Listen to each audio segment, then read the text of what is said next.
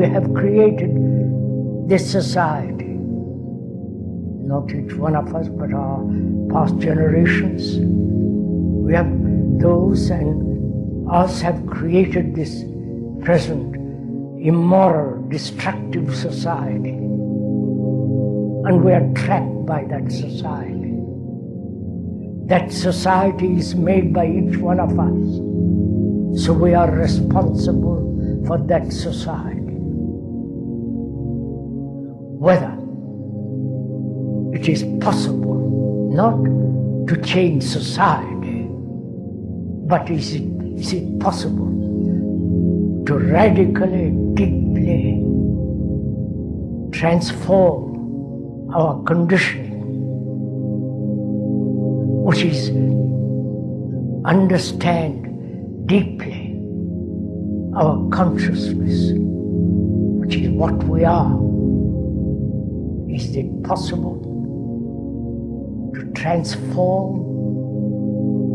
not into something, but to change, bring about a mutation in the very structure and nature of our consciousness?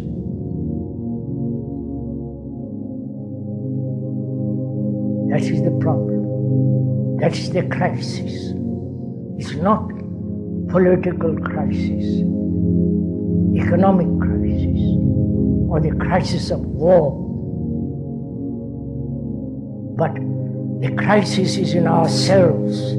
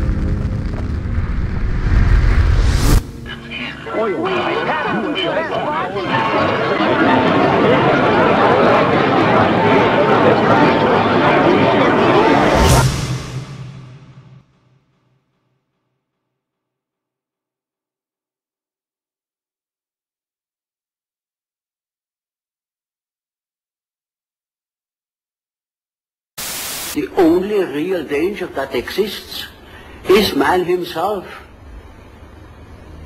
He is the great danger, and we are pitifully unaware of it. We are the origin of all coming evil.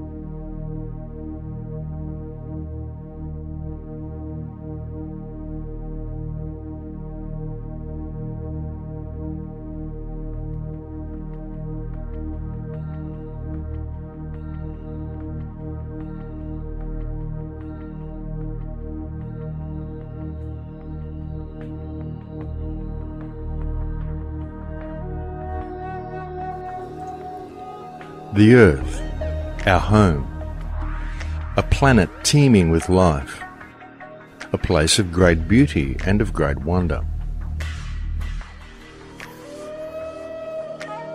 A world where ecosystem within fragile ecosystem combines to create a complex and delicately balanced web of life. A sympathetic mesh where the harmonious state of each organism is ultimately dependent upon the condition of the rest. A web in which the continued survival of each delicate strand rests entirely upon its symbiotic relationship with the environment in which it exists.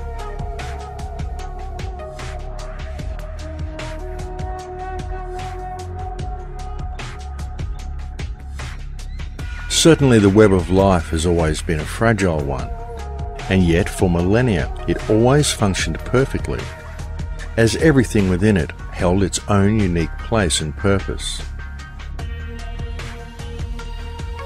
Within this web also dwells mankind.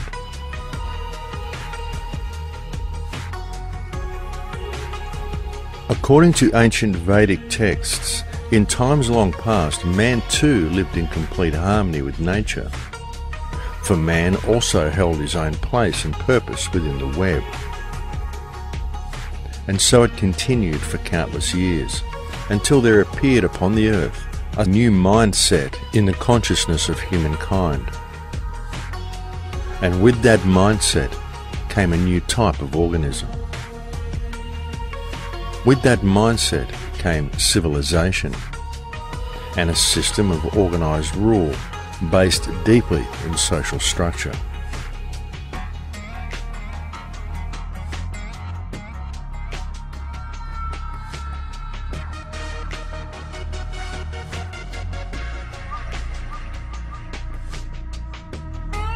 How much do we truly know about the past?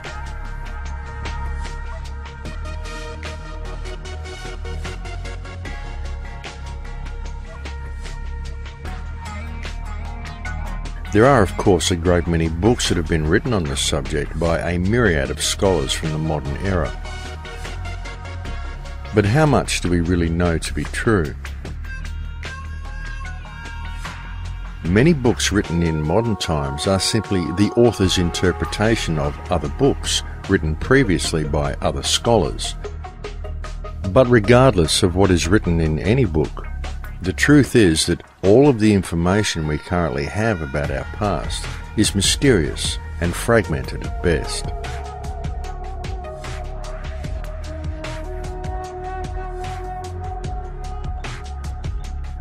The theories presented in history books typically offer humanity a very orderly view of the past.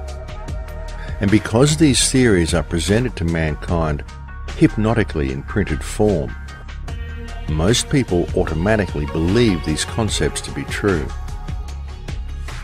Yet upon further inspection, when one lifts their eyes from the printed page and looks deeper into the reality of their surroundings, quite a different picture emerges.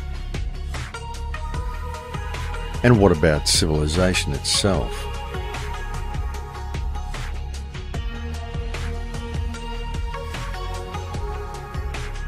The Oxford Dictionary describes civilization as the process by which a society or place reaches an advanced stage of social development and organisation. But how often does one ever pause to consider the questions of where civilization originally came from and how advanced it actually is?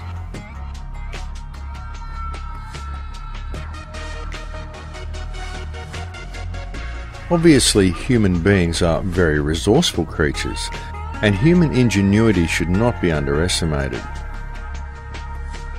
It is certainly reasonable to assume, for example, that groups of humans would form themselves into tribes and clans, by which means all involved would benefit. But how did such groups then lead to something as entirely uncivilized and wantonly destructive as civilization as it exists today? Was it simply a natural progression? And if civilization didn't present a big enough issue, we are also presented with the question of technology. Where did it actually come from?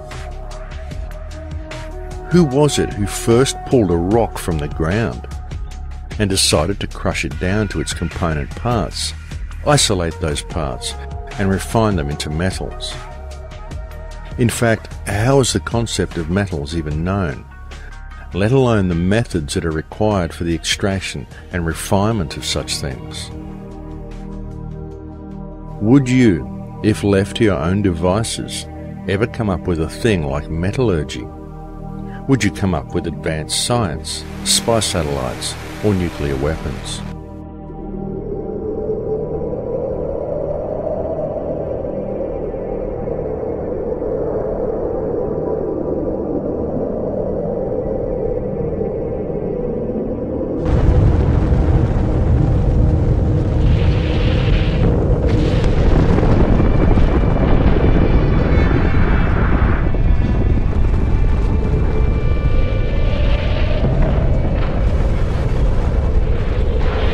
How did such inventions as these ever become part of the human psyche?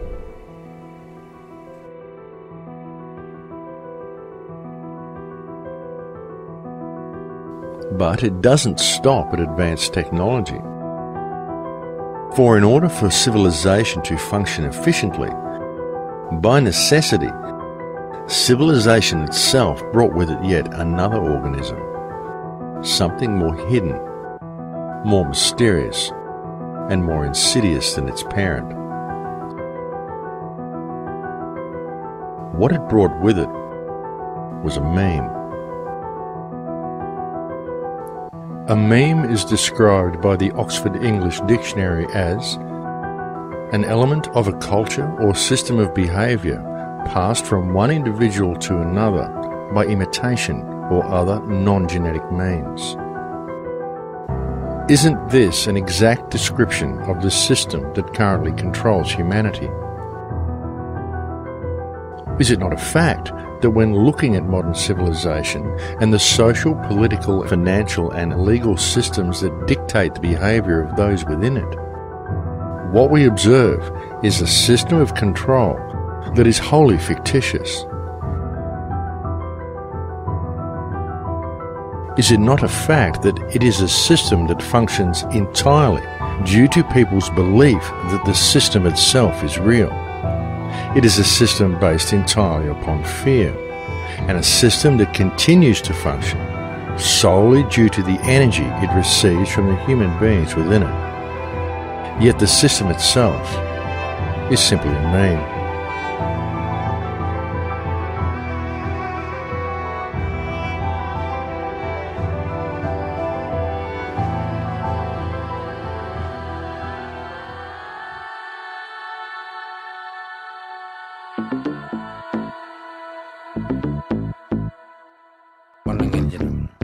You are me.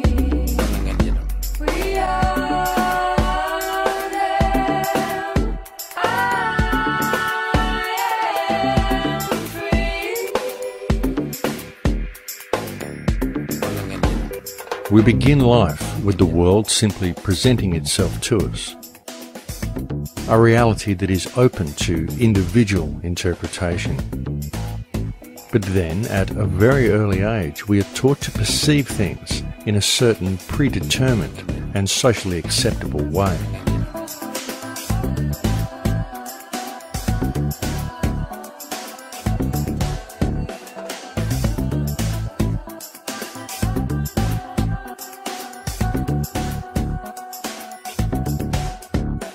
The process begins first at home,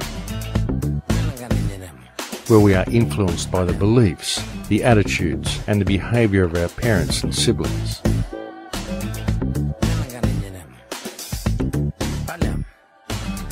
And then, as soon as we are old enough to be capable of independent thought, and have gained an acceptable degree of communication skills,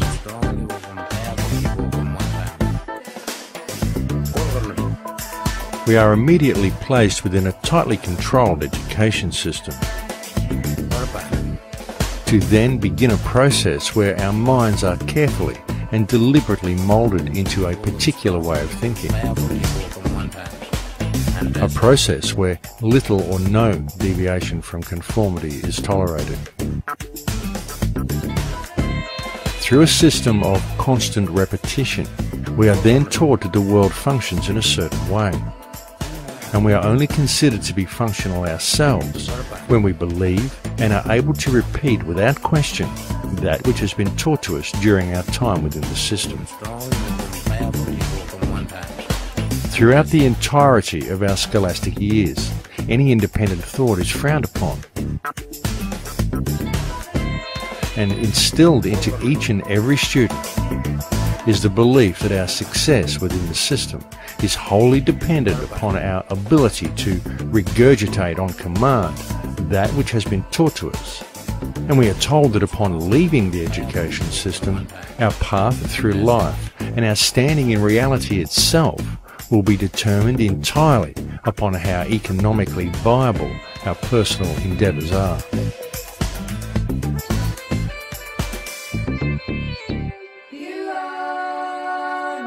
We are taught that it is only through profit and through continual financial gain that our personal success will be measured. We are taught that we must either work for someone or we must strive to gain a position in society where someone else will work for us.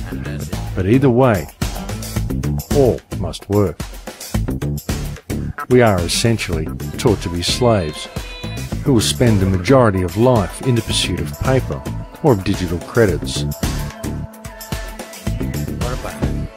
And through our belief that this system is real, we find ourselves living within a society that has been structured in such a way that were we not to dedicate our time to the accumulation of such things, then all that nature has provided for us, all that nature has provided freely for the benefit of all, will remain forever out of reach. Yet in pursuing such goals in the belief that doing so will enrich our lives, all we do is give power to the meme that enslaves us. And the price we ultimately pay is the connection we once had to the world around us. The price we ultimately pay is life itself.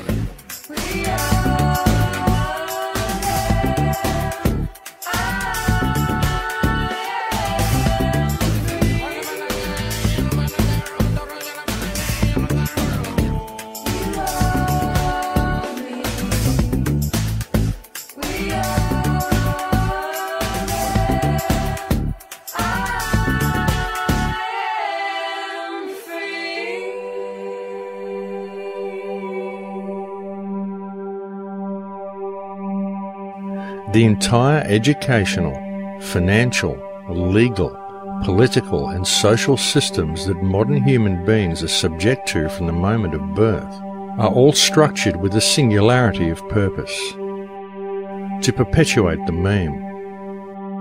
These systems are designed to ensure that each individual is kept locked into a left brain understanding of the world, is kept disconnected from the reality around them, and that each individual grows into adulthood with the understanding that the meaning of life is the one with the most wins.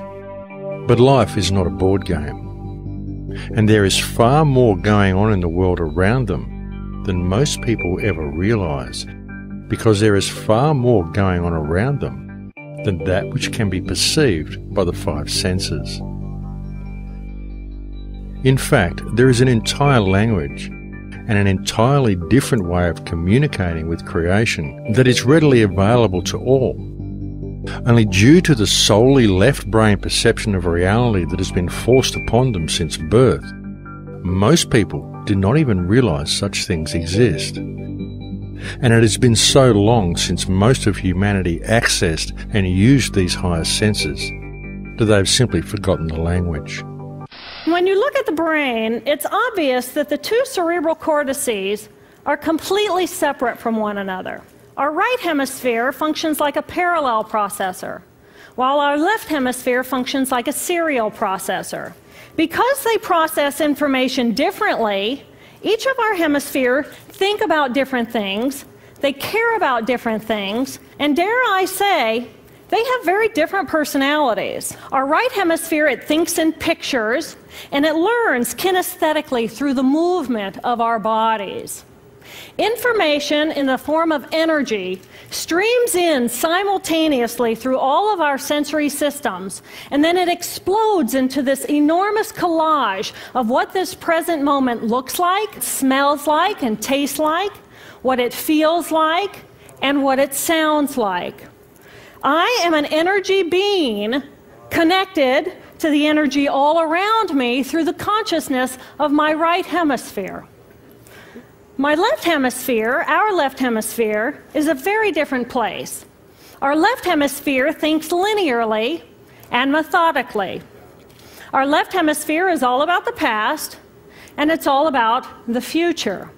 Our left hemisphere is designed to take that enormous collage of the present moment and start picking out details, and more details about those details.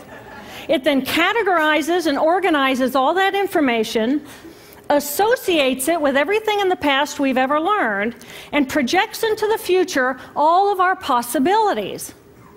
And our left hemisphere thinks in language. It's that ongoing brain chatter that connects me and my internal world to my external world. But perhaps most important, it's that little voice that says to me, I am. I am. And as soon as my left hemisphere says to me, I am, I become separate. I become a single, solid individual, separate from the energy flow around me and separate from you.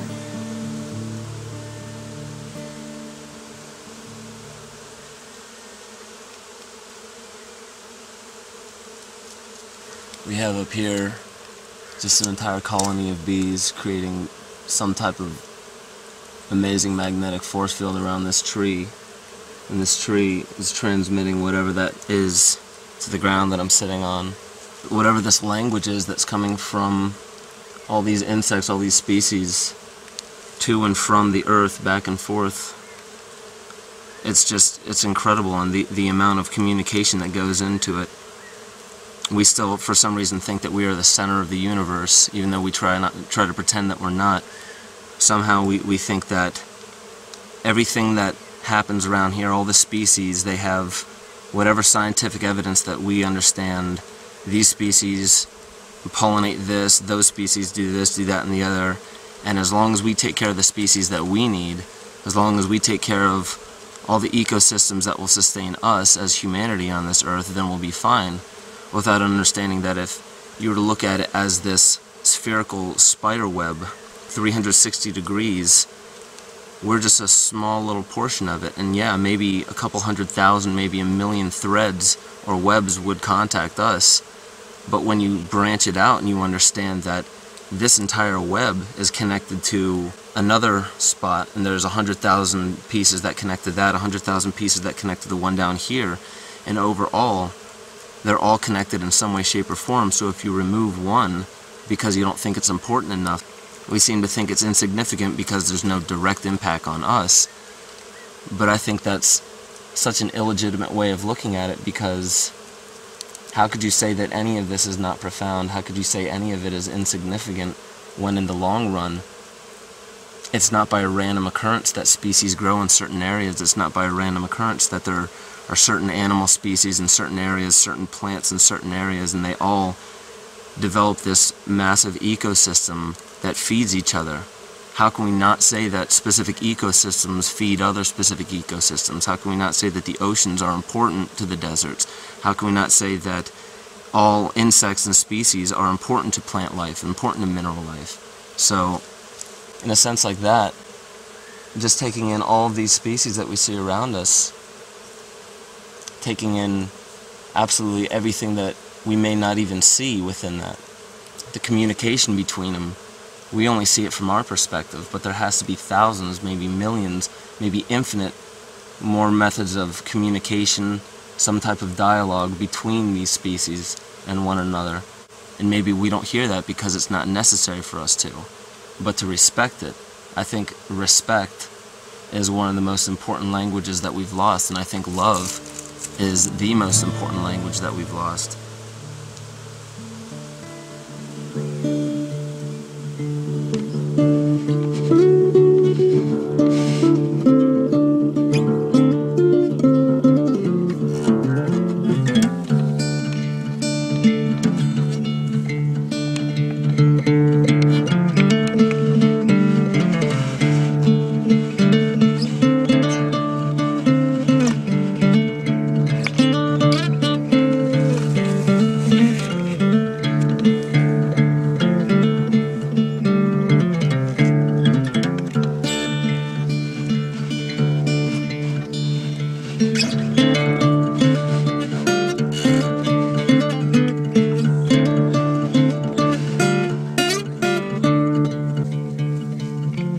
Ancient man had always had a symbiotic relationship with nature and interacted with his surroundings with a degree of understanding and communication that many people of modern times find difficult to even comprehend, let alone exercise.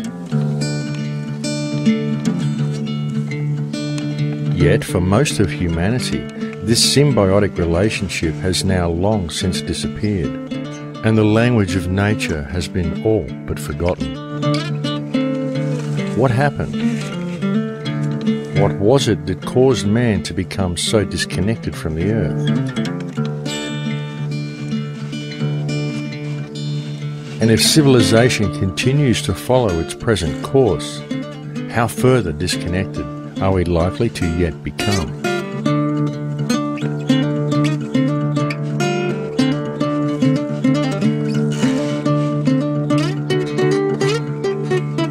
As we merge with machines, and I think it's inevitable that we will transform into something new.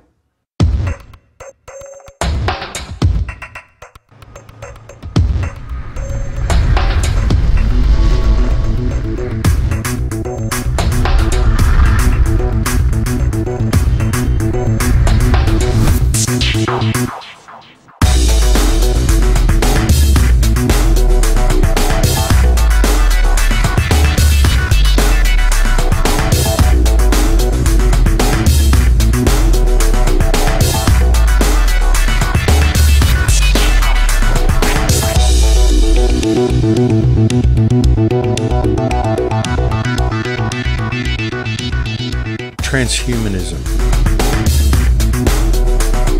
The final frontier or the final prison?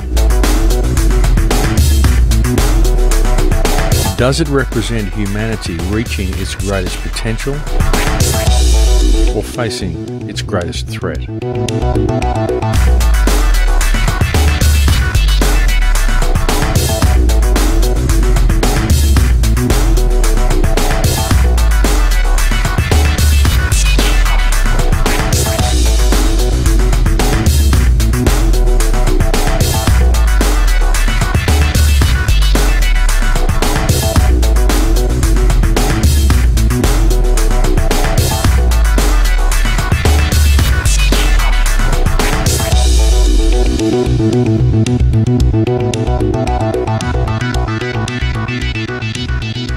Over the last century, the people of Earth have continuously become more disconnected, both from each other and from their surroundings.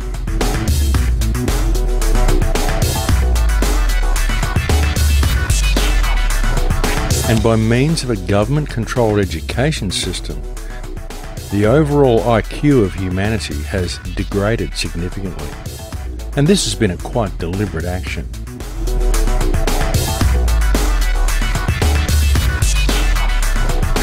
But in our eagerness to embrace technology, one of the most significant problems we are facing is that if one steps back and looks a little deeper at the system we are living within, it becomes glaringly apparent that what this system is in the process of doing is seeing to the removal of virtually everything that makes humanity human, to then usher in a new era, the age of the transhuman.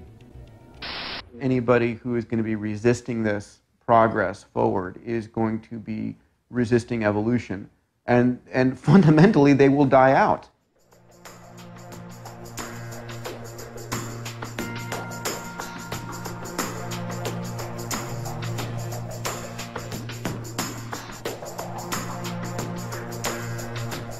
Transhumanism is the high-tech dream of both the ruling elite and of numerous modern scientists, many of whom are so locked into a left-brain mentality that they see the merging of man with machine as nothing short of inevitable. And due to the lack of any real connection to reality that many people feel in the 21st century, in modern times there are a large number of average people who are actually eager to embrace the idea. And we see kids by the millions going to their doctors and their pastors nowadays saying, I don't feel anything, I don't feel human. And that's a perfect sign of the fact that individuals are no longer even able to identify with the human species anymore, because we're already in the midst of the species splitting in two, and those being still human and those others being post-human.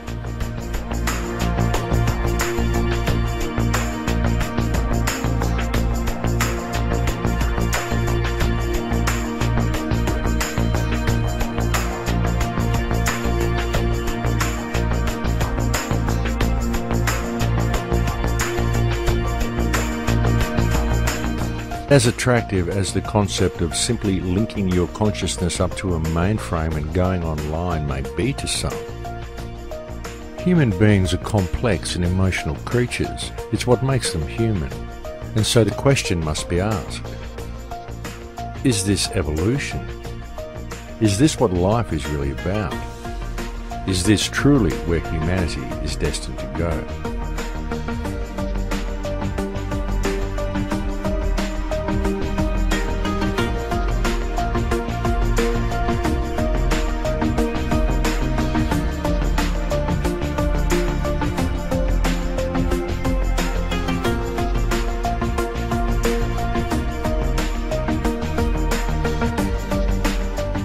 What is a human being? What makes it possible for a biological organism that is around 85% water to function as a sentient life form? Why do human beings experience reality in the manner that they do? And what effect may it have upon human beings if they were to enhance themselves with technology?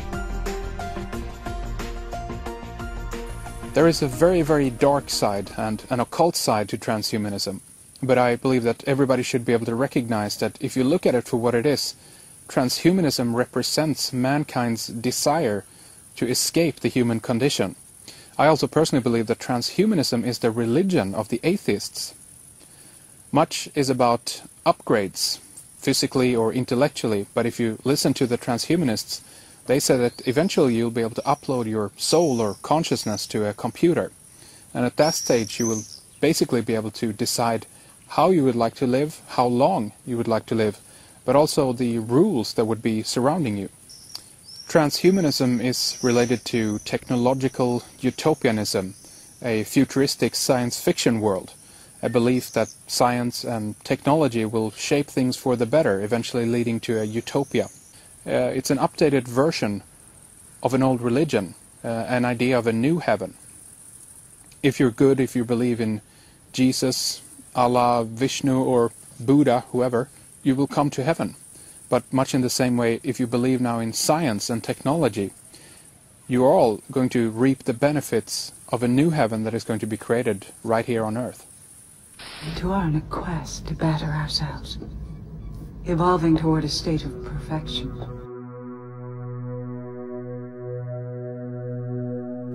Everything that is experienced by a human being is interpreted by the brain as an electromagnetic impulse. Whether it be sight, or sound, or touch, or taste, or smell. All perception of these senses are merely electromagnetic signals interpreted by the brain. It can therefore be clearly seen that the human body is in fact an extremely advanced biological computer. And so the real question then becomes, what are the real implications and the real dangers of such a digitally controlled world? And ultimately, why? Why would humanity ever seek to blend something as complex, as highly advanced and as miraculous as the human body computer with something as inorganic and limiting as a machine that has the very real potential of being controlled by an outside source? It's not a matter of whether it's good or bad. It's going to happen.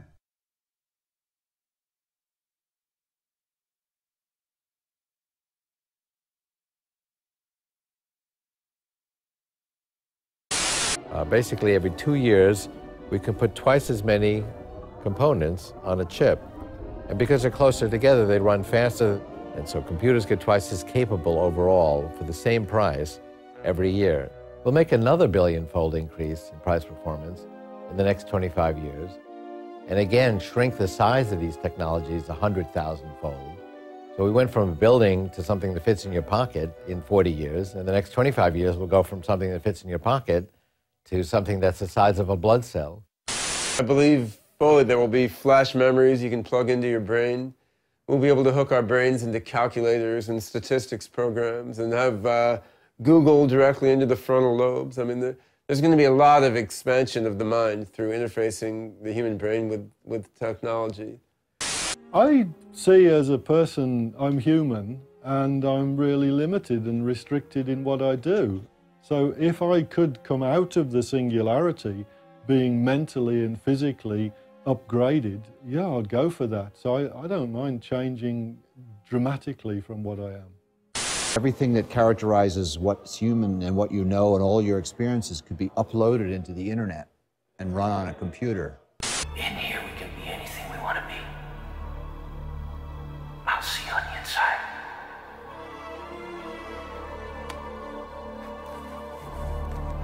When you are completely identified with your ego, which is a fiction that we choose to believe in, then that's the same as believing in the constructs of a computer to be what you are. This universe is mine. I am God here. The ego is just different cycles and programs of energy running in circles without any purpose to it other than just instant gratification. And that's post-humanity. And we're already in the thick of it.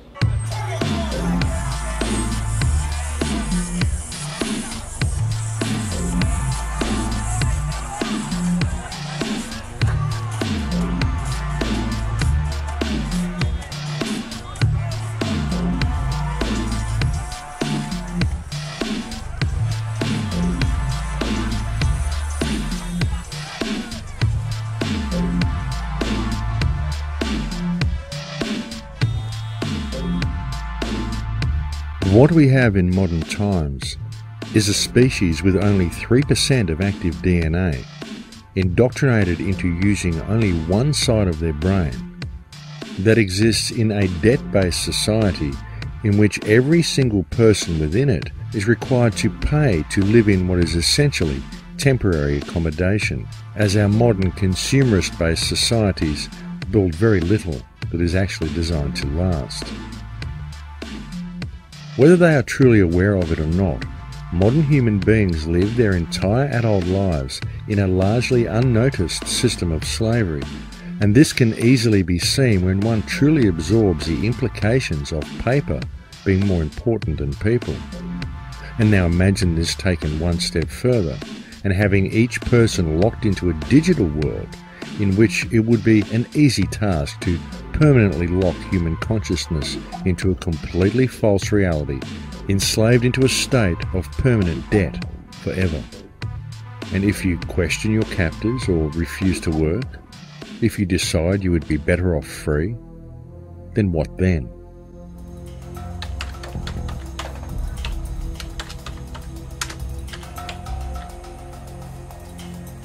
Transhumanism may well be presented to the world as a method of improving mankind. Yet the question must be asked, in a corporate-controlled world, exactly what constitutes an improvement? Because looking at things from a commercial and corporate perspective, what may be seen as an improvement to one class may in fact be severely detrimental to another. The field of synthetic biology is a new frontier of science. Using nanotechnology, its goals are to improve and transcend the limits of nature. Human enhancement is being sold to us as leaping tall buildings in a single bound and having better, faster, higher intelligence, perfect health. But all of that is the sales pitch. Enhancement may in fact be degradation, our being devolved to someone else's specifications. For instance, a specimen that can work 18 hours a day, a specimen that is sterile, that will never have the responsibility of caring for others, a specimen that is even-tempered, with a narrow, predictable range of expression. All this is enhanced, improved. We approach two paths. One is based on becoming divine by expanding our consciousness. The other path is focused on becoming God in a materialistic way using technology. I believe both will become reality, revealing the soul of the decider. We should choose carefully. For the first time in all of human history, mankind is politically awakened. That's a total new reality. And most people know what is generally going on in the world, and are consciously aware of global iniquities, inequalities, lack of respect, exploitation. The combination of the two, a diversified global leadership, politically awakened masses, makes a much more difficult context.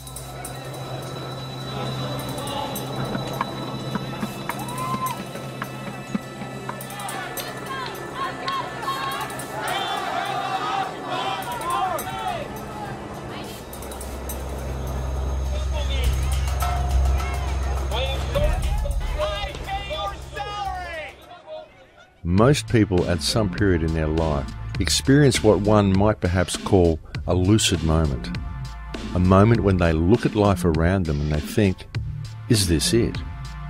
And then it suddenly hits them that there must be something more, that there is something more to life. Many people instinctively know that there is a great deal more to reality than what can be perceived with the five senses. But because most people think only with their left brain, they believe that connection to these realms can only be achieved through external technology, through science. A very good example of this is the internet. People find the internet with its instant connection to others and its instant access to information to be quite natural. In fact, there are many people today who simply cannot imagine life without it. The internet, in its own sense, unites humanity as one organism, able to communicate with itself spontaneously. And this becomes more true each day as more countries and more people come online.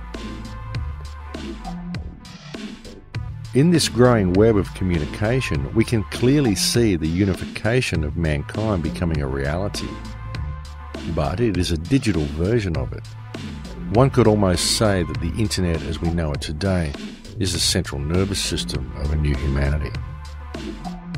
A humanity that is vastly different from anything that has previously existed.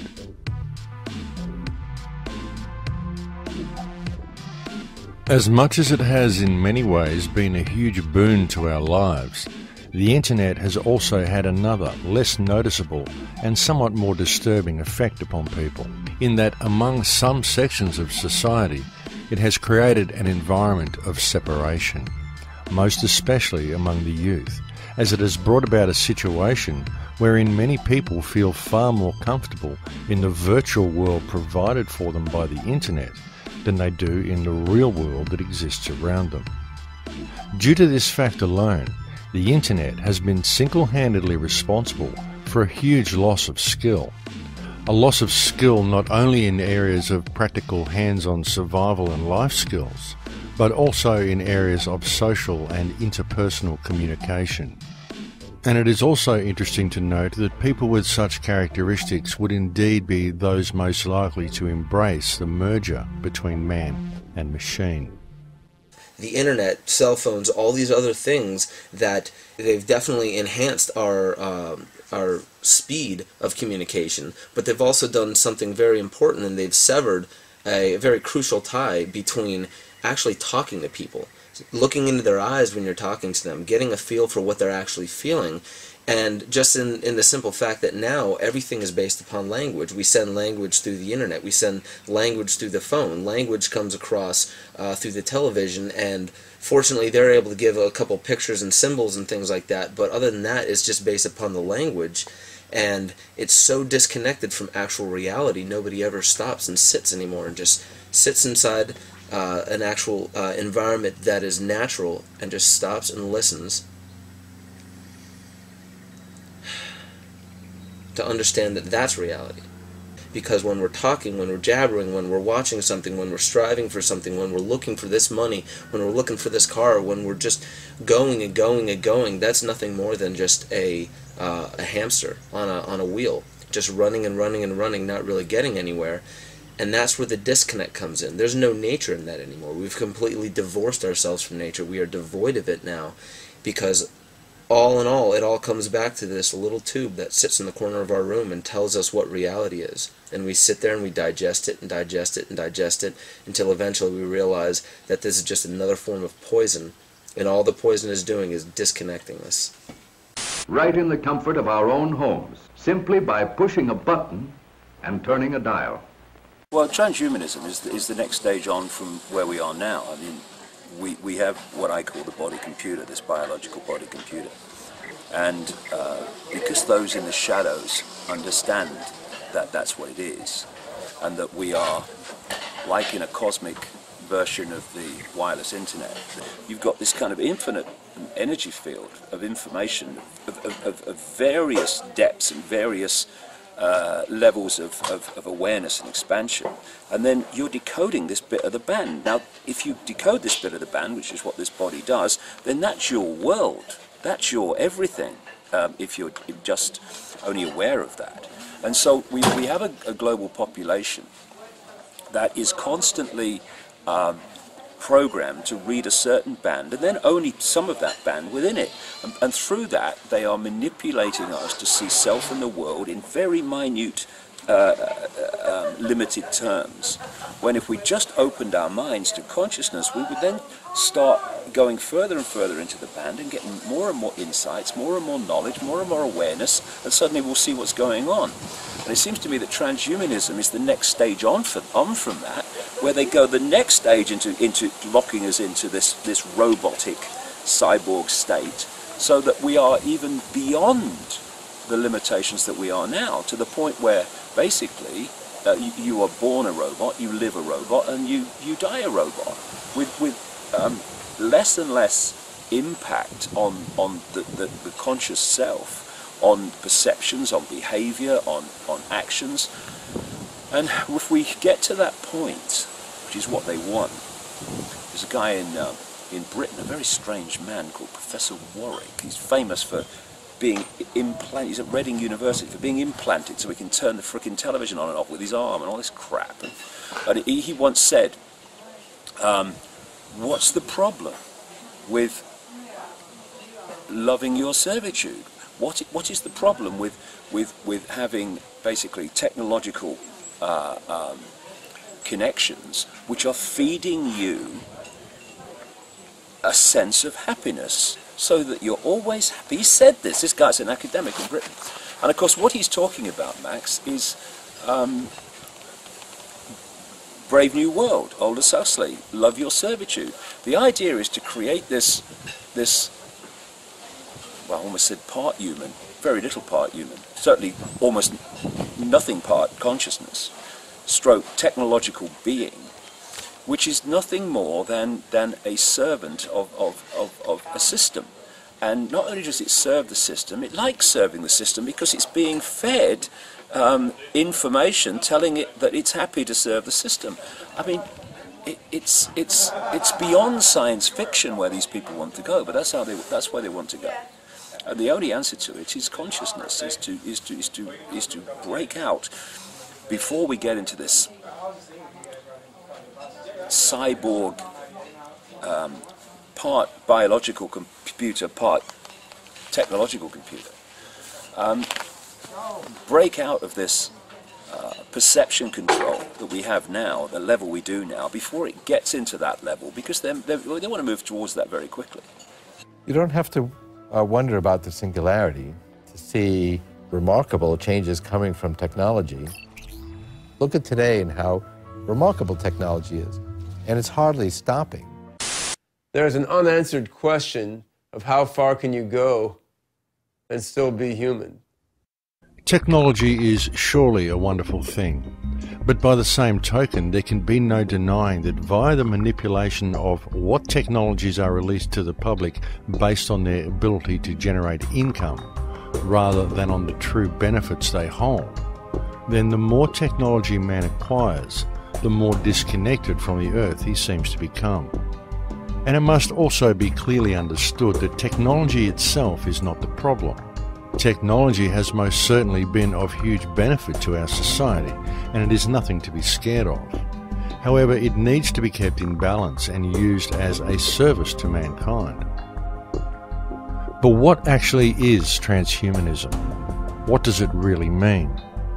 The transhumanist dream is perhaps best summed up by Ray Kurzweil at the close of his film Transcendent Man. And as positive and beneficial as the idea is presented to the viewer as being, the underlying tone is of the gradual assimilation of all life upon the earth, and indeed the entire universe, into one huge nano-machine, whereby the universe will become intelligent, as if it wasn't already, and at which point man himself will have created the machine god transhumanists believe human consciousness will ultimately become. In the future, everything will become intelligent. Nanobots will infuse all the matter around us with information. Rocks, trees, everything will become these intelligent computers. So at that point, we're going to expand out into the rest of the universe. We'll be sending basically nanotechnology infused with artificial intelligence. Swarms of those will go out into the universe and basically find other matter and energy that we can then harness to expand the overall intelligence of our human-machine civilization. So the universe will wake up. It'll become intelligent. And that will multiply our intelligence trillions of trillions fold. You know, we can't really fully contemplate. And that's really the main reason this is called the singularity.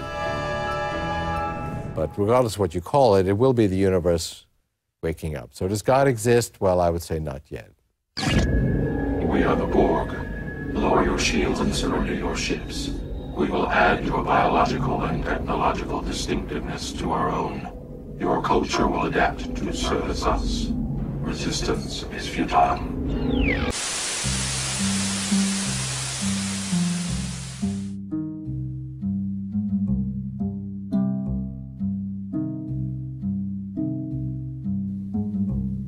One must truly ask, is this the direction mankind should really be heading? But even more importantly is the question of whether mankind is actually being given any choice in the matter. And if the answer is no, then the next question is how might such a thing as the global implementation of the transhumanist agenda as outlined by Kurzweil actually be achieved without the knowledge of the general population? Biotech is an exploding frontier. It is clever enough and small enough to enter and change our very cells. When nanobiotech has a firm footing in us, it will be easy to upgrade and downgrade anyone and anything in any way. Oliver Curry, an evolutionist at the London School of Economics, predicted in 2007, the human race will one day split into two separate species, an attractive, intelligent ruling elite and an underclass of dim-witted, ugly, goblin-like creatures. Technology is only ever as dangerous as the mind of whomever wields it. And if those who hold the reins of power in this world can in any way be appraised according to their track record, then for the bulk of mankind, transhumanism presents itself as a very dire future indeed.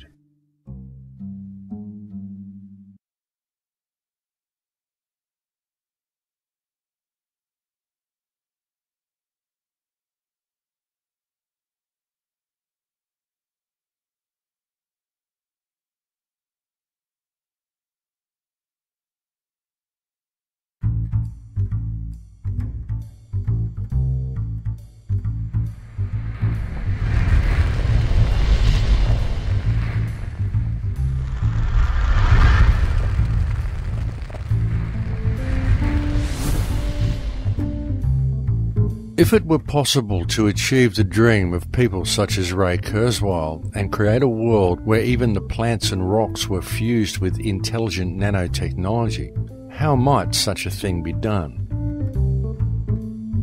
Very notably and quite obviously due to their microscopic size, the prospect of doing so without the knowledge of a vast amount of the population must be seen as utterly plausible. But how could such a mammoth undertaking be implemented? What delivery system could be employed to ensure the widest and most effective method of reaching the subject population?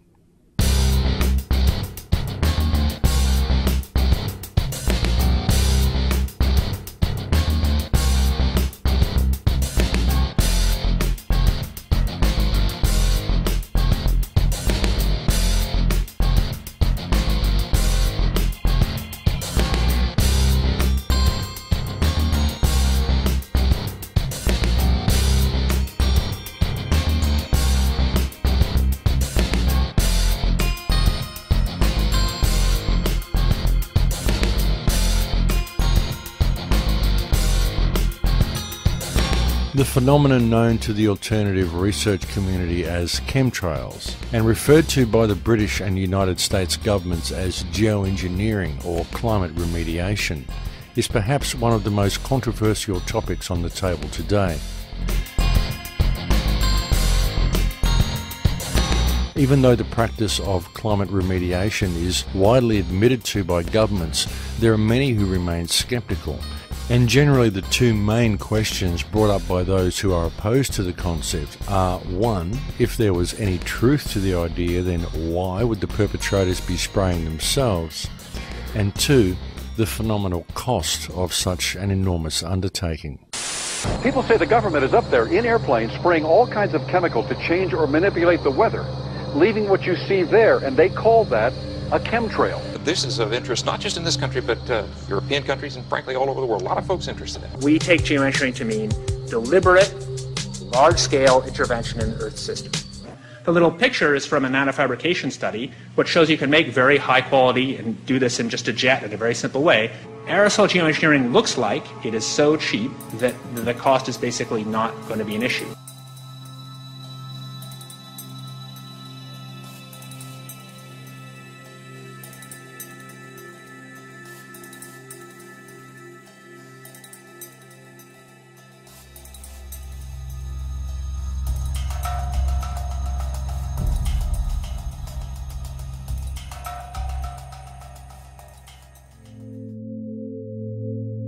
Because nanoparticulates are potentially self-replicating, the cost of producing them is actually quite negligible.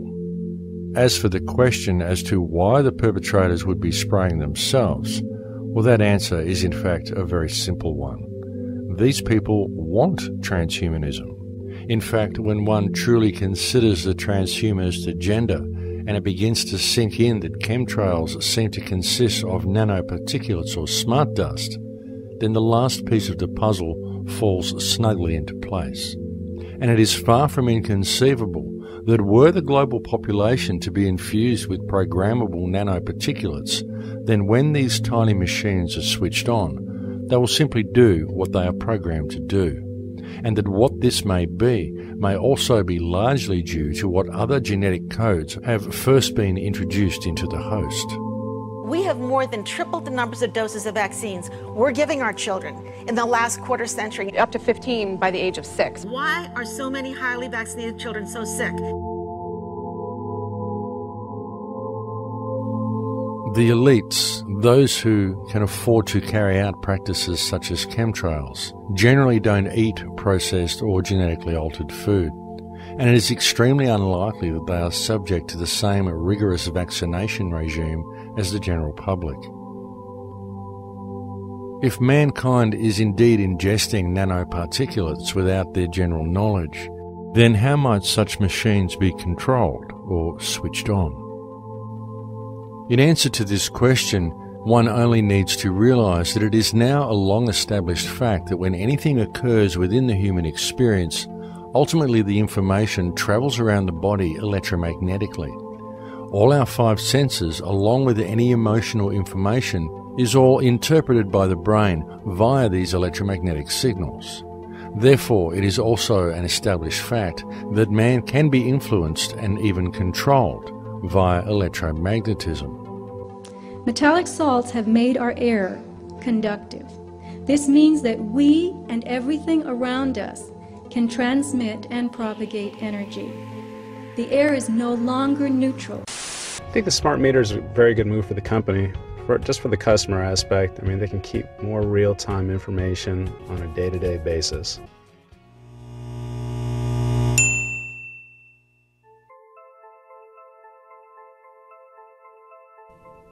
The huge awakening that has been seen in recent times leaves little doubt that mankind and consciousness itself is in a state of evolution.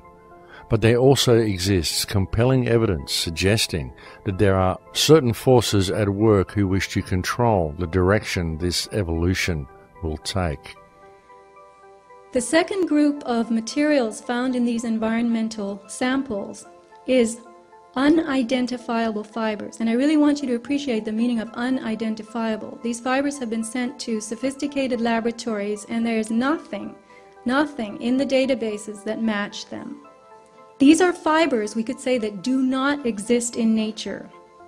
People around the world are developing lesions on their skin that ooze and produce fibers.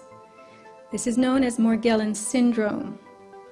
Tissue samples cultured from ordinary people without this ailment contain and grow the very same fibers.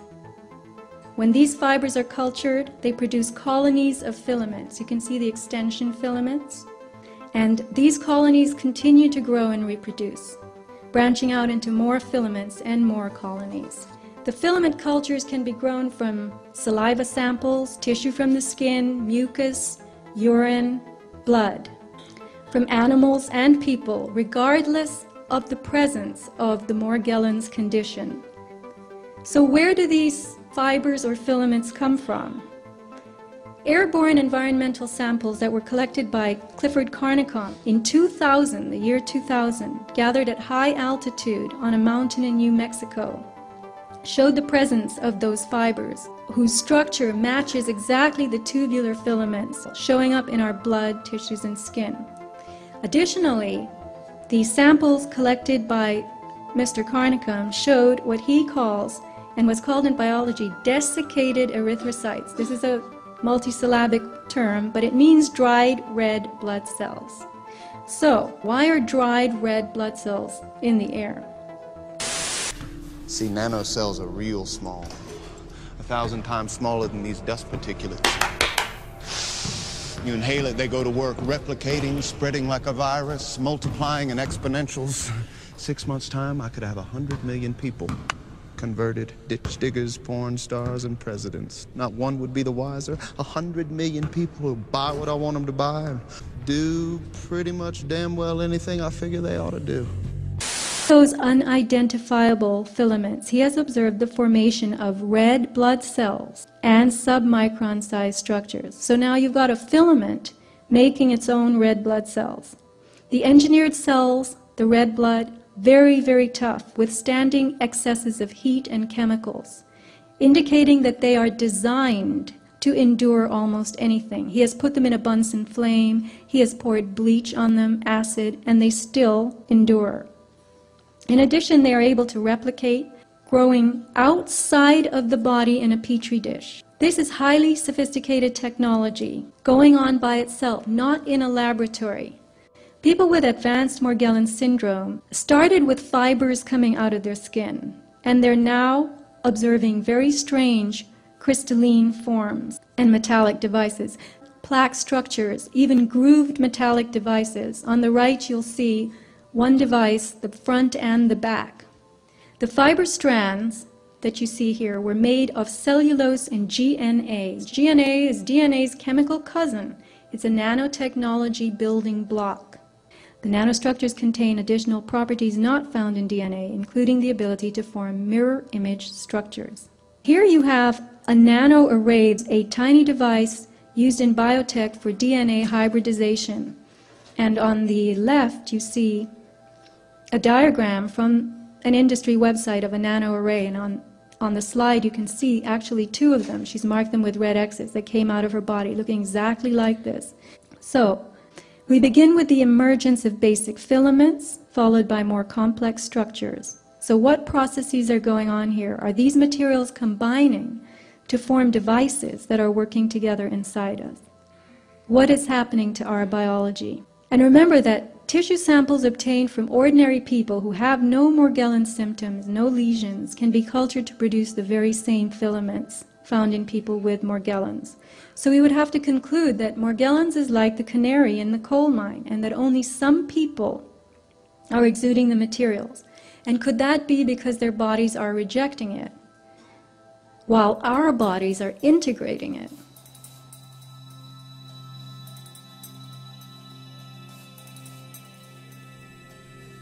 There has been a force that is mostly unseen in control of this planet for an extremely long time, and evidence very much suggests that this force is attempting to manipulate the evolution of human consciousness that is currently taking place.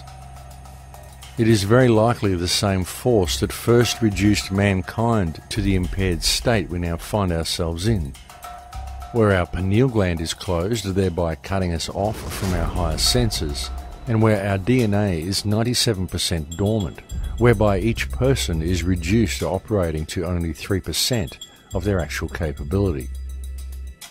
When one examines the evidence and steps back to take in the entire picture, there can be no doubt that the vast majority of human beings live their lives quite literally in a socially and biologically induced trance. And it is due to this trance-like state of the people that we now find the world in such a degraded state. Therefore, the solution becomes clear. Mankind must awaken. But how? How do we transform the collective human trance into wakefulness? How do we bring about the mass awareness of the people? And what steps can be taken to allow both humanity and the earth to once again return to a natural state of abundance?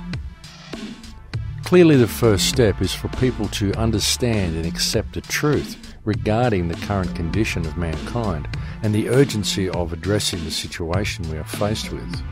But even when people know the truth, as many do, most are simply waiting for social or financial Armageddon, waiting for December 21st, 2012, waiting for ascension or waiting for the rapture. And due to this lack of positive and decisive action, while people wait for redemption to be delivered to them via an outside source, the destructive machine of modern civilization continues to grind slowly forward towards its inevitable conclusion. Obviously, it is extremely important for mankind to truly grasp the depths of the problems we are facing and to the peril that our collective failure to deal with things has placed us in. And this peril includes not only the human race, but the entire earth and all life upon it. Because if mankind allows the ship of state to continue sailing in its current direction, within possibly 3 to 5 generations, we are very likely to have allowed the creation of a world that will no longer support life as we know it. There's an incredible disconnect between reality and what we're fed as reality, such as this little electronic box that millions upon billions of homes have now, and we now digest all of our reality from this little electronic tube. None of what we're actually getting in this tube is reality other than the fact that we're watching television. That's it. That's the only portion of that that's actually real. But what we do is we lose ourselves then. We almost become too identified. We forget that we're even existent, so we are identified with everything that we're seeing, and this becomes our reality. And we forget that not only is this cherry-picked information, but above and beyond all that, no one even stops to think that this is somebody's interpretation of what happened in an area. So everything that we're getting is literally somebody else's creation. It's a manufactured idea that's put into this little tube and then projected into us as reality. And that now is the basis for how we act in our society. So the way we dress, the way we talk, what we do, what we're afraid of, what we're attracted to, what we want to drive, the house that we want, the money, all these things are driven by somebody else's perception. They're driven mostly by wants of other people, and they arrived at those wants from other people, and it all comes back to really just the fundamental basis that none of this is reality. It's manufactured. It's not really pertinent to our life. It's not really profound. There's really no importance to it. We're just applying value to it because all of these things, the clothing and the cars and the job and the money in the bank account and why we want this job, we don't even understand why anymore because we relate all of our wants, all of our desires to what these other people want and what they desire. And if you actually get to the core of it, we don't even truly want these things. We just want the other people around us to see that we have what they want because that gives us a measure of control or a measure of power. And it all boils down to a level of security. And that's all that all of this really is the fact that people are following these fashions they don't understand. They're following these ideals that they don't understand. They're doing it because they want to fit into some identity that they're eventually creating for themselves to be the most secure, the most powerful, the most prominent, the most beautiful, the most affluent person in that field so that everybody else around will give that person support because they want to be near you. And that's all it is. We just want this closeness. We want this connection with people. And unfortunately now we are contriving it. We're forcing people to want a connection with us for means that really have no basis in love, no basis in real relationships. So all of our relationships are based upon power and fear and based upon manipulation and lies and trying to get this and trying to get that. And none of it's true interaction anymore. Science is great with all the beautiful technologies, but many of the problems we are trying to solve, we created. If things stay as usual, if business stays as usual, then we have about 100 years of life on this planet. But if you think there is hope, then we have to start taking action right now.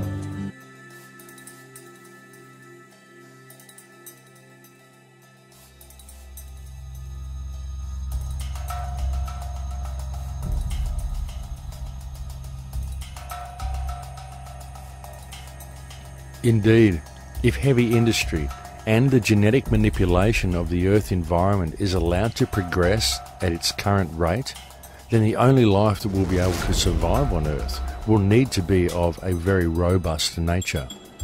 Such life would be transhuman by necessity. Biology divides life into three kingdoms: bacteria, archaea, and eukarya. Bacteria and archaea are simple organisms with no subcellular compartments. Eukarya are complex, with defined cell compartments and internal organelles, mini organs like mitochondria that make DNA and energy for the cell. Plants, animals, and humans are eukaryotic, as are fungi and slime molds. The archaea are the hardiest of the life forms. They're able to withstand grinding pressure, heat, acidity, and alkalinity. They can live in volcanoes, geysers, and the ice shelf. Now, the materials appearing within these filaments are as tough as archaea. They look like bacteria, and they self-replicate. And natural fibers would be classified as fungal in the domain of eukaryotes. But these fibers contain forms from the other two groups inside them. You're looking at a tubular fiber with self-replicating internal elements resembling bacteria and behaving like archaea. That does not happen in the natural world. They are designed to endure almost anything.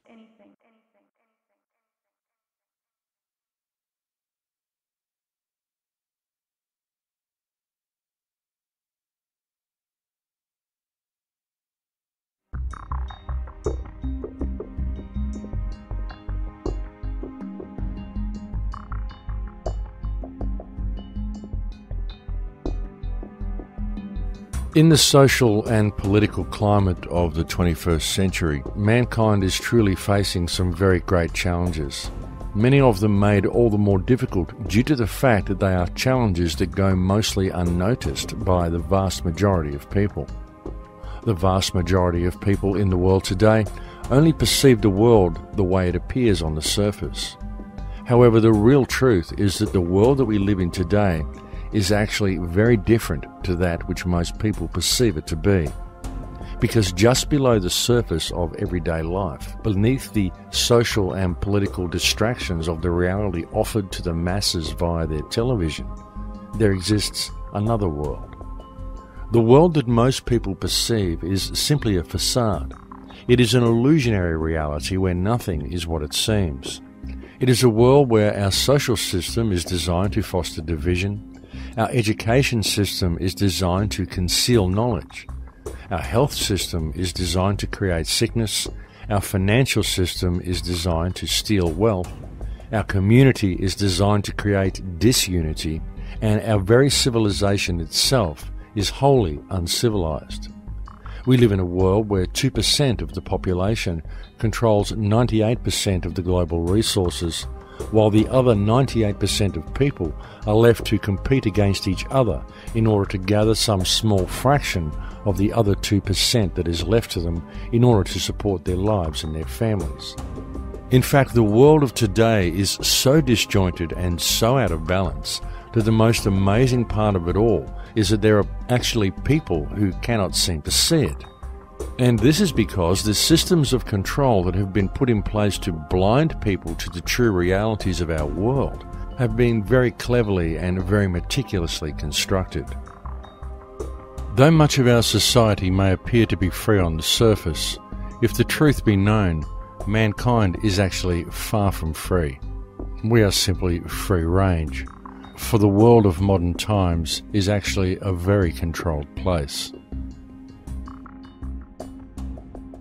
But the situation is not wholly lost, for the simple truth is that mankind has allowed their servants to take over the mansion. And these public servants have worked and are continuing to work to steal everything of value that they can from the people, while gradually enslaving the world to a set of rules of their own contrivance. Legislation that has been cleverly designed to remove actual law from the planet and impose in its stead the will of individuals. When one puts all the pieces of the puzzle together on the table, the chemtrails, the HAARP arrays that are appearing all over the planet, the promotion of wireless technology, the smart meters, the introduction of repressive legislation such as Codex Alimentarius, the mandatory use of Monsanto genetically modified food, the destruction of the water table, the introduction of brain-inhibiting toxins such as fluoride into people's diets, it becomes quite evident that the ruling factions on this planet are actively engaged in the genetic modification of all life on this planet in order to further the transhumanist agenda. It is being done quite deliberately and quite purposefully, and it is being done with neither the knowledge nor the consent of the vast majority of mankind. And all the evidence needed to support this conclusion is right before your eyes, if people would simply take the time to look.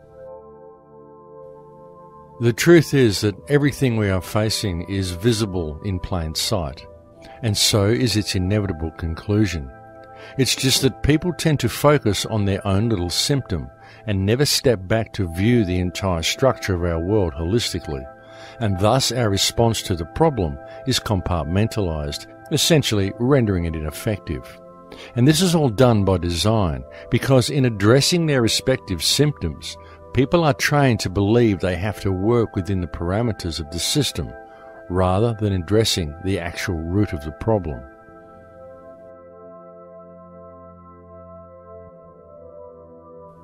Every single government that exists anywhere in the world today is currently operating in breach of the trust that has been granted to it by the people of their nation. And this is true regardless of which country we are talking about. It is true whether it is a government consisting of duly elected politicians claiming to act in the best interest of the people, whether they are acting out of greed or whether they are simply acting through their belief that the system is real. It is true whether it is a military dictatorship falsely declaring a self-granted right to dictate what is good for others. It is true whether it consists of a monarchy that has declared its divine right to rule and supposedly care for its subjects. Because the reality is that every single government or ruling body in the world today is abusing the power granted to it by the people of the nation it governs. Exhibit A, the Earth.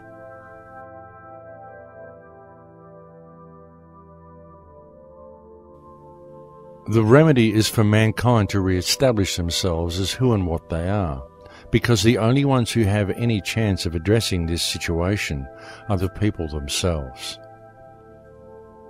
The first thing to be done is for people to notice their surroundings and to realize that very simple alternatives to the wantonly destructive direction of our current system exist right now.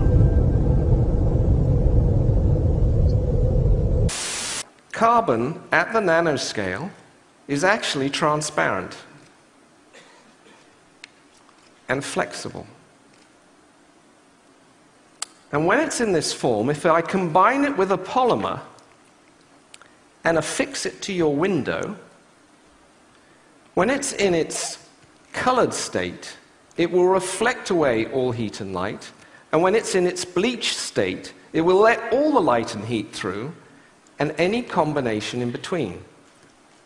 To change its state, by the way, takes 2 volts for a millisecond pulse.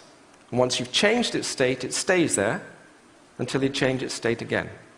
The nanomaterial, 2 nanomaterials, a detector and an imager, and it takes all the infrared available at night, converts it into an electron with the space of 2 small films. This is taking infrared radiation, wavelength, converting it into an electron. What if we combined it with this? Suddenly, you've converted energy into an electron on a plastic surface that you can stick on your window. But because it's flexible, it can be on any surface whatsoever. The power plant of tomorrow is no power plant. I can generate energy cleanly, efficiently, and cheaply right where I am. It's my energy. And if I don't need it, I can convert it back up on the window to energy, light, and beam it, line of sight, to your place. And for that, I do not need an electric grid between us.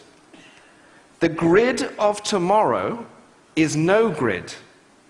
And energy, clean, efficient energy, will one day be free.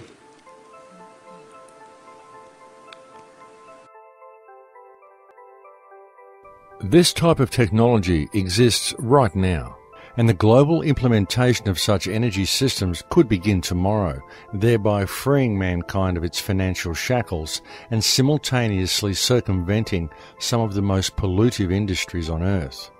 And such technology could be implemented tomorrow if the people simply did so themselves. To begin the process of change from this current destructive society, there needs to be an immediate and global movement of people.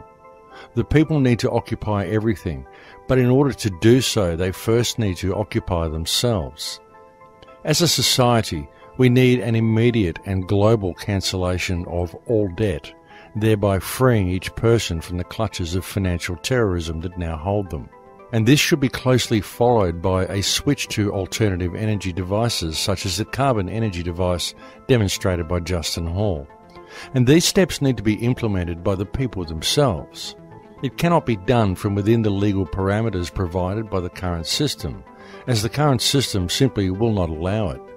It won't allow it because the current system is designed not to service mankind, but rather to protect and sustain itself at mankind's expense.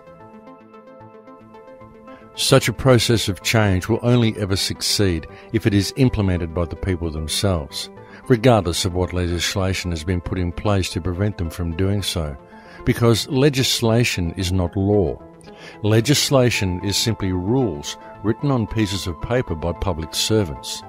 Rules designed to eradicate actual law from existence and to impose the will of a ruling cartel in its place, to then impose itself upon mankind's very genetic and biological structure to serve a transhumanist agenda designed to enslave the entire human race, while all the wealth of this earth is stolen from them. And the only thing that stands in the way of this program running to its inevitable conclusion are the people themselves. But the biggest killer, the wielder of the ultimate power against mankind, the most all-pervasive force that has kept the people of the world enslaved for so long, is fear. People often talk about the need to adopt an attitude of love, and in many ways they do so, but then through inner fear, they fail to apply it to reality around them. Each should ask themselves, if suffering exists in the world around me and I fail to address it, then am I really in a state of love and service to creation, Or am I simply in a state of fear and denial of reality? Admittedly, it is often difficult for people to see through the haze, not only for people who are now beginning to see how the world works, but also for others who have been long active and yet unwittingly only focusing on a symptom rather than on the actual problem. And this is because when you look at all the little symptoms, it's chaos and far too difficult for most people to really make anything out, because nothing really makes sense. It's just a barrage of information and of disinformation. It doesn't begin to make any real sense until you begin to look at things holistically, and then it all falls neatly into place. Though often, even when the real problem is clearly seen, most people simply point the finger and fail to see the actual solution. It is time for each person on this planet to remember who and what you are, and to never lose focus of the fact that government was created by mankind in order to service mankind's needs, not the other way around. So you must always question authority. If someone in fancy dress interferes with your ability to be yourself to your fullest potential, if you have always respected others and there is no injured party from your actions, then you should always question what right anyone has to compel you to perform any action or to make any demands of you at all. As more and more rules are put into place, mankind is becoming increasingly more regimented. We now find police officers stationed on school grounds, as what was once a childhood prank and part of growing up is now often seen as a breach of law, a crime. Self-expression is frowned upon unless it is carried out under strict supervision. And at the rate our regulatory bodies are going, eventually society will no longer tolerate any individuality at all. Eventually it will be illegal to even think outside of the box. Essentially, illegal to be truly human. The truth of the matter is that the people of this world are, even now, living in a very low-security open-air prison. And the only ones who can implement the positive change required to escape it and to pave the way for a free humanity are the people themselves. The solution has been there all along, for the solution lies with the people. It has always lain with the people. And all that is really required for mankind to escape from the prison that enslaves us is for people to realize the truth of the invisible bars that surround their minds, and to realize that the bars are only there due to people's belief that the system is real.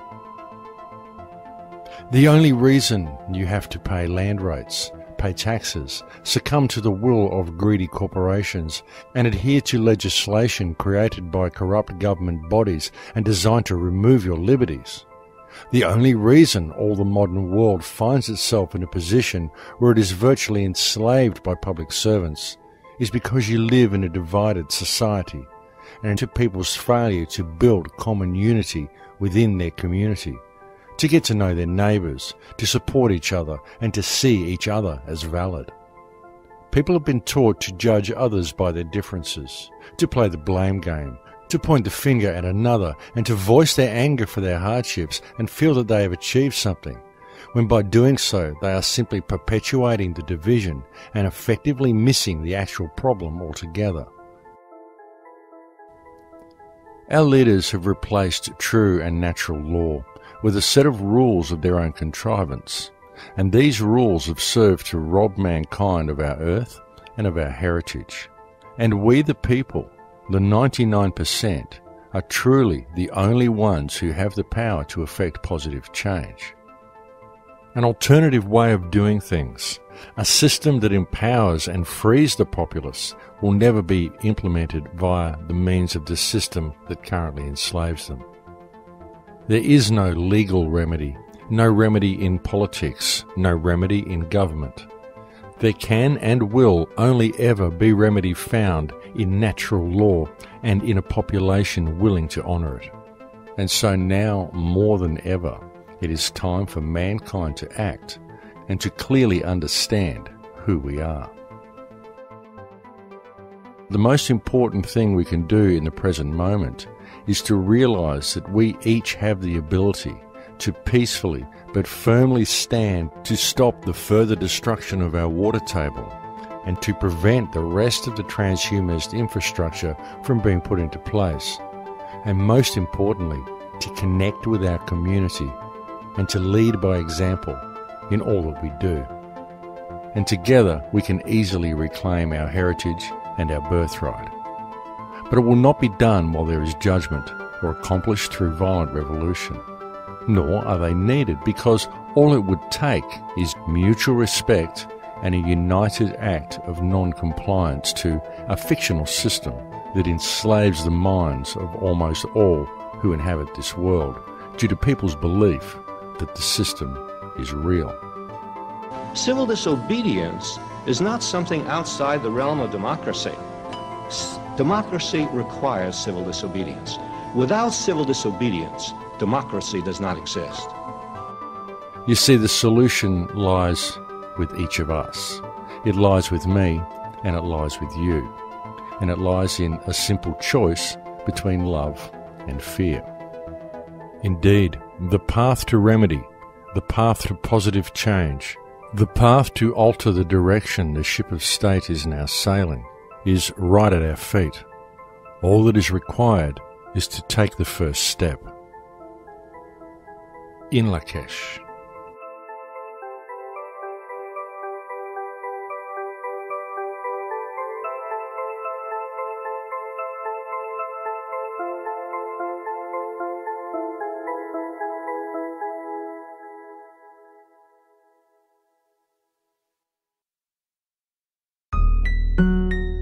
It's quite comical, actually, when you realize the difference between reality and what some people are talking on TV about. You took the mark of the devil just so you can eat and breathe. Bowed down at the feet and surrendered liberty.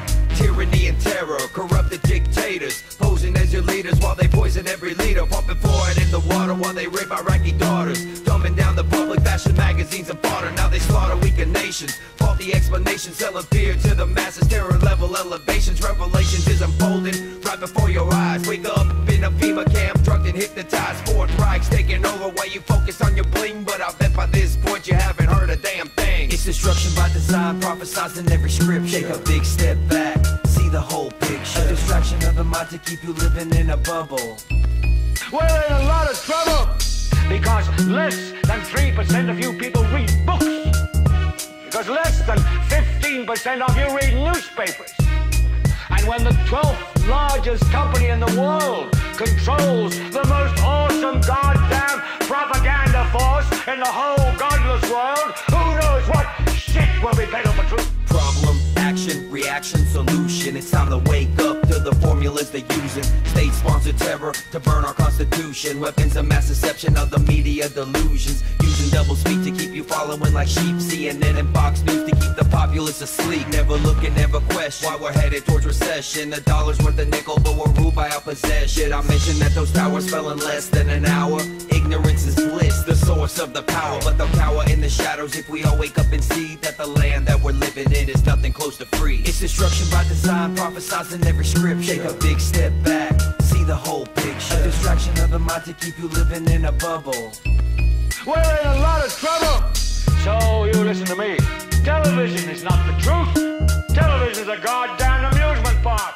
You're beginning to think that the tube is reality and that your own lives are unreal. You do whatever the tube tells you. You dress like the tube, you eat like the tube, you even think like the tube. In God's name, you people are the real thing. We are the illusion. Now you're living as a slave, high-tech police state. Warrantless searches and waterboarding a waste. Mandatory vaccines to keep you sedated. Big brother on the screen to keep the public isolated. Conspiracy theories, now conspiracy facts. Thought crimes condemned like terroristic attacks. Every time you take a breath, you pay another tax. Every time you take a step, it's documented and tracked. It's whack how we're living, the planet's a prison. You should've listened up and questioned 9/11. Declared a revolution, defend our constitution. A public execution of corrupted institutions. It's destruction by design, prophesized in every scripture. Take a big step back, see the whole picture. A distraction of the mind to keep you living in a bubble. We're in a lot of trouble. Mercury-containing vaccines vaccines may help, not harm kids, according to... If China were to revalue its currency, or China is to start making, say, toys that don't have lead in them or food that isn't poisonous, their costs of production are going to go up, and that means prices at Walmart here in the United States are going to go up too.